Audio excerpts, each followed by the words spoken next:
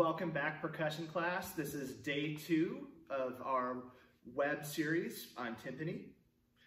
I'd like to start this video talking about rolls, and they are single stroked at all times. We don't want to play buzz rolls because that actually chokes the sound of the head. So similar to how we played rolls on the mallet instruments, we'll transfer that technique over here onto the timpani. The other thing, beating spots are something to be mindful of. Instead of having the mallet heads right next to each other, like we would have the beads on a snare drum, we're going to have them a dollar bill length apart. And that's actually going to open up the sound and give you a more sustained sound. If I'm rolling on the 32-inch drum, my roll speed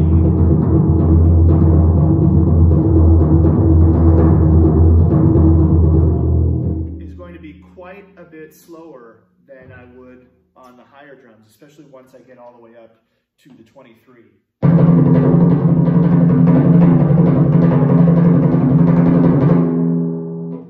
And the reason is the larger drums sustain for a longer period of time. If I were to strike both of these drums at the same time, let's just listen to the natural decay.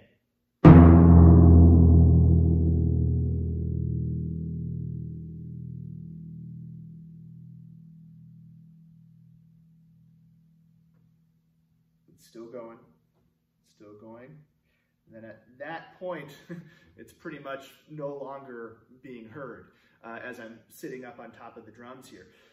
That being said, I don't have to hit the drum as many times to create the illusion of a sustained sound.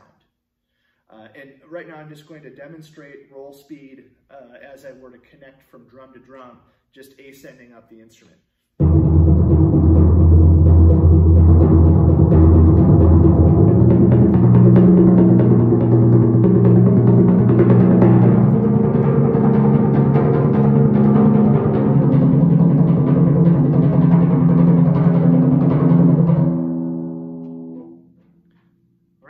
So remember, roll speed's very important. Dollar bill length apart instead of having the mallet heads right next to each other. And buzz rolls never really work on this instrument.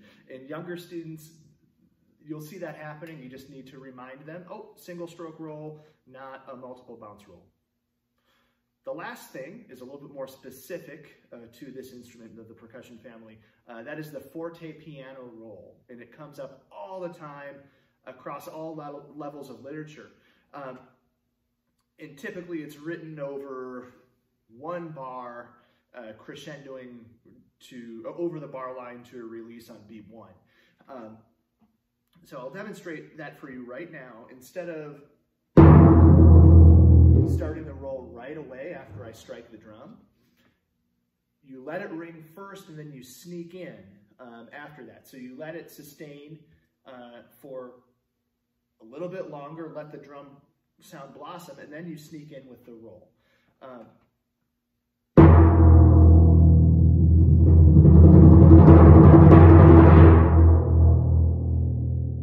You just have to find that point where it connects in a subtle way to where the decay of the attack blends right into the start of the crescendo.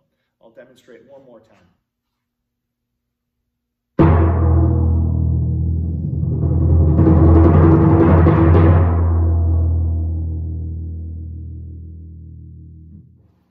Certainly this could be played on any of the drums.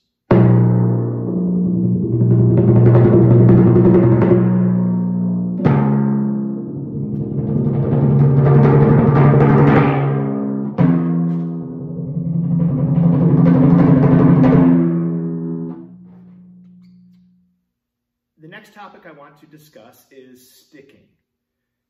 We have less options on these drums than we would probably concert toms, even mallet instruments, because of the amount of distance we have to cover. So doubling across 2 drums, 3 drums is really kind of impossible. And there are a couple different ways to approach this. Number one, we have crossovers that we can deal with, that we can add.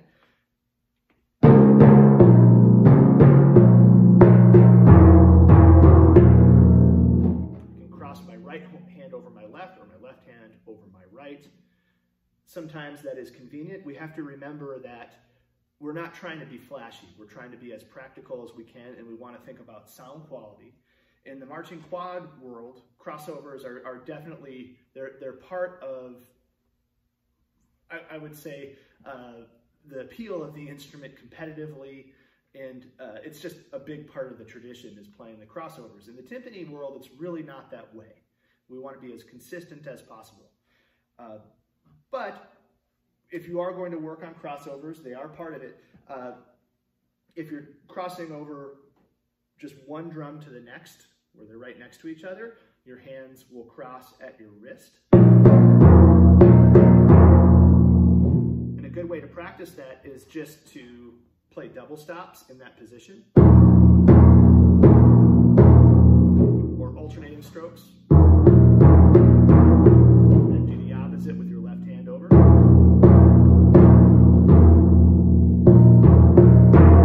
And just remembering that you want to keep the same angle. You don't want your hands to get real high when you're doing that. You want to keep your hands low, and you want to keep the beating spots the same, still 1/3 of the way from the rim. If you're crossing over multiple drums, you're going to be going now from your wrist to your forearm to your elbow. Again, crossing over 3 drums, not something you normally have to do on the timpani. The other thing to consider is a shift stroke. Instead of a crossover, I'm doing the same sticking, but I'm just getting the other stick out of the way. As soon as I strike with my left hand, it's getting out of the way. There's no reason for them to get tied up. That works to a certain point until the speed no longer prohibits that. And there are 2 things to think about to make that work. Number 1 is the direction that you're moving from left to right. And the second one is the number of attack points. So let's talk about odd attack points. So we'll have the rhythm of 1 and 2. And we're going to go to our left. We're going to descend. If I play with my right hand first, I'm going to have to play a shift stroke, or I'm going to have to cross over. I can avoid both of those things if I start with my left hand.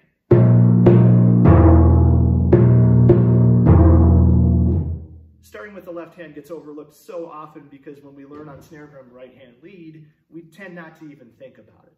So just start with your left hand. If it is an odd number descending, that'll work across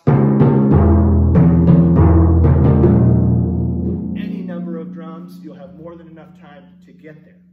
So now if it's an odd number ascending, I'll start with my right hand, which makes a lot of sense versus starting with my left hand. There's a needless crossover there, or there's a needless shift stroke across one drum to the next. Let's change the rhythm to 1 lolly 2, 3 lolly 4. It's an even number now. So if I'm going to try left hand lead,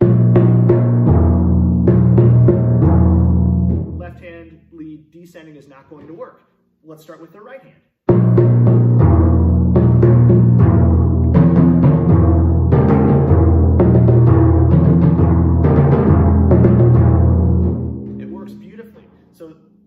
Reverse of that, as I'm going up, avoid right hand lead, start with the left hand.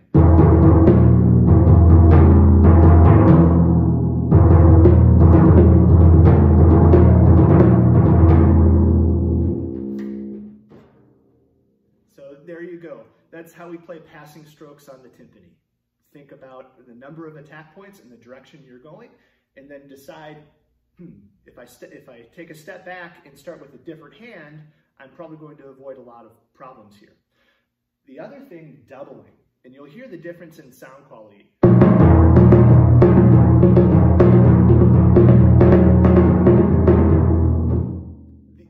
These drums don't really have a whole lot of rebound to them. If I were playing on concert toms, I could probably pull that off by just playing a nice full rebound stroke.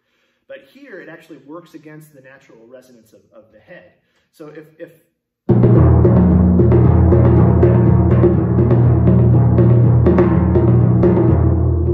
so always a better idea.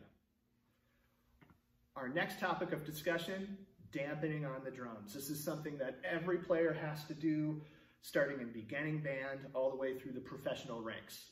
It is just a part of playing the instrument because they do ring for so long. Probably the most common example is at the end of the piece, it's a short release, and the timpani's playing with the low brass. Piece is done, we still hear the timpani ringing, right? So we have to figure out what are we going to do to remedy that. First thing, if you have a free hand, that's always nice. If you can strike with one hand and dampen the other, that's a little bit easier. And what I'm doing is I'm keeping more or less a fulcrum here. It's not the most intuitive thing here, but I'm holding the stick between my thumb and my first finger, and I'm using my outer three fingers, my middle finger, my ring finger, and my pinky, to then deaden the sound. And it's important that you do so right on the beating spot. If I dampen near the rim, it's not going to do the work. If I dampen in the center of the head, it's going to do nothing at all, because that's the nodal point. So the quickest way to get the sound completely gone is to dampen right on the beating spot with those three fingers. But a lot of the time, we are going to have to dampen with the same hand that we're striking the drum. And those are two very distinct motions. So one is a lift stroke, and the other is a dead stroke. They're opposites. So a lot of younger players, when they start doing this, they play downstroke, downstroke. So remember, two distinct motions, lift stroke and then downstroke. So this applies really to just one drum that we are dampening with this, we're hitting with the same hand that we're dampening or using the other hand, but it's all just adhered to this one drum. For the most part, there's going to be multiple responsibilities with the dampening. Either you're dampening a bunch of drums as quickly as you can, or you're dampening drums simultaneously. I'll just demonstrate this by ascending up the drums, and I'm going to strike with my right hand and I'm going to dampen with my left in a trailing kind of a situation.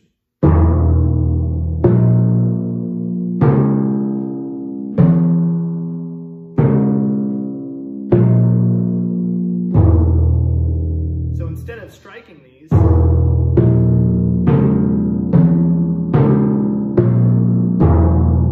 having them all ring individually,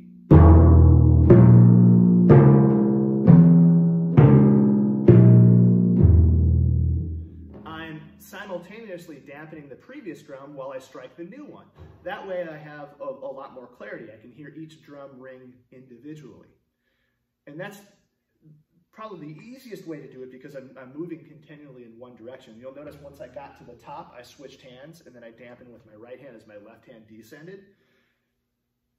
But sometimes we have to simultaneously dampen in different consecutive different directions, and I'll demonstrate that.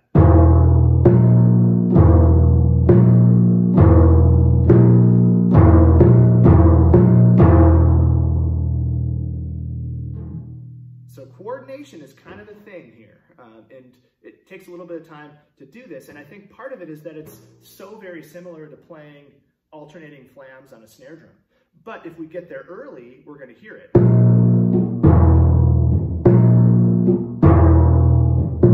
We don't want to give it away, right? We need to have it happen exactly at the same time.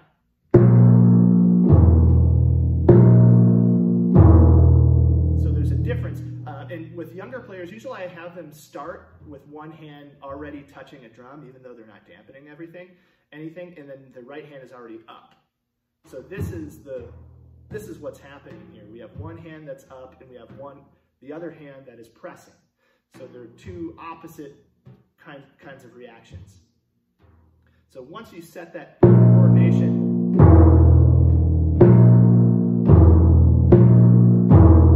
the other thing is I want to get my fingers as close to the head as possible before I dampen it. If I'm coming in from pretty far away, I'm going to get a distracting kind of a sound. So after I strike it, I get as close as I can before I dampen. You'll hear in contests, in context, the buzzing sound, you don't hear quite as much. Another thing to experiment is coming into the drum at a little bit of an angle, so there's less surface or contact sound. But I've found that most of these extraneous noises caused by dampening, unless they're really loud, are not going to be heard in the context of a large ensemble. Maybe as a soloist, those things would happen, but typically we're doing these kinds of things in an orchestra or in a wind band. The last topic of conversation for this video is tuning. And I think this is probably the most daunting task for percussionists, because we do have to tune fixed pitches, and they need to be in tune with the ensemble, and they need to be in tune with each other. And oftentimes we have multiple tuning changes within a piece of music. Sometimes you have to tune 4 and plus the piccolo 5 drums in the space of 5 bars of rest. And you have to get very, very good at this, and you have to build confidence and ear training. So as we go through this, I'm going to mention that there are different levels of expectation for this. You cannot expect that a 7th grader is going to have all of the ear training skills needed.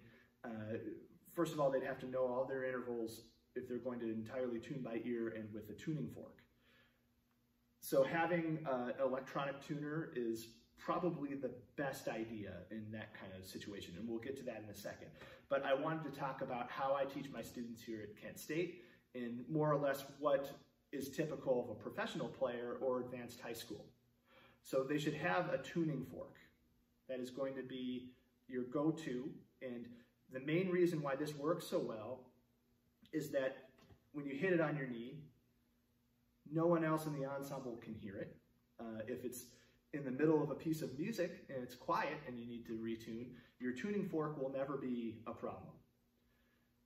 One thing that you need to avoid entirely are pitch pipes, and we see those all the time, especially during the coronavirus age right now, and that's why I'm doing these videos.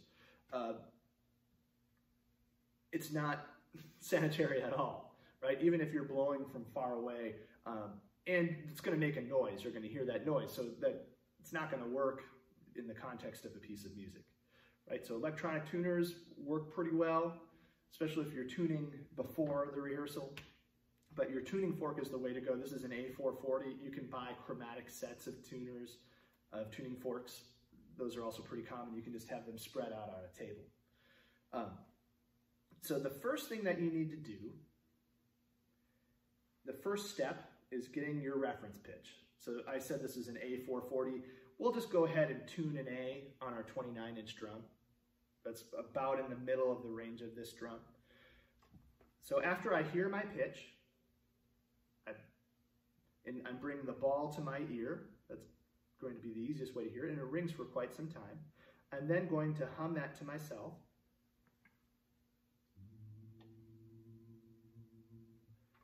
And I'm going to bring the pedal all the way down with my heel.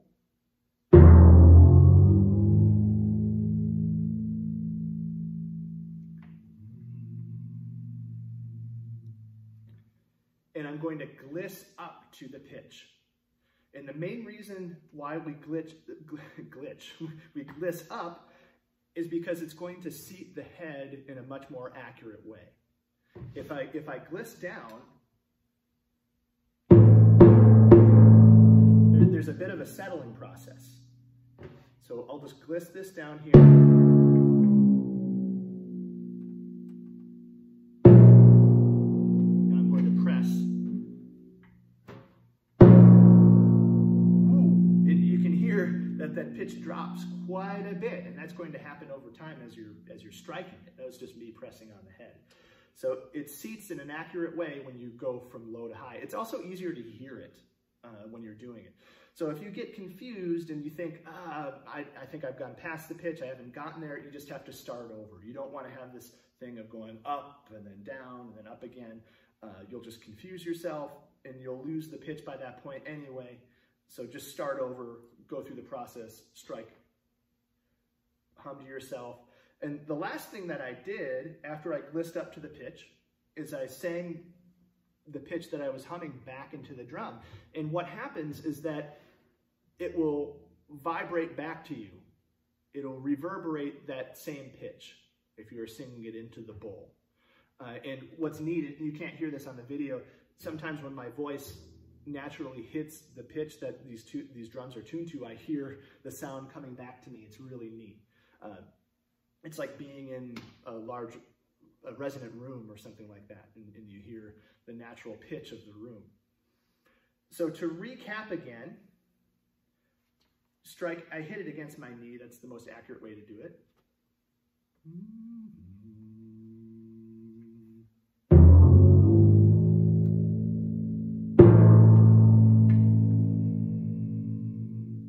And I've got my A. So let's say you need to then tune other drums. After that, I would tune the bottom drum first, and we could also get an A on our 32-inch drum. I would then use that pitch to get all of the other drums, because I think it's more important to then have the rest of the drums in tune with one another.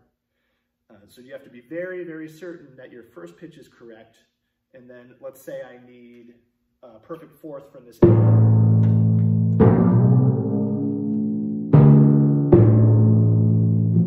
Then I would get that pitch from the A instead of hitting my tuning fork again.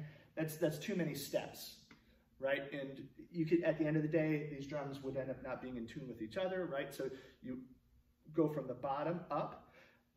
And when I'm doing that, I'm just thinking about different songs in the first pitch of different songs. So my perfect fourth is always Here Comes the Bride. My fifth is always Star Wars, the opening main theme.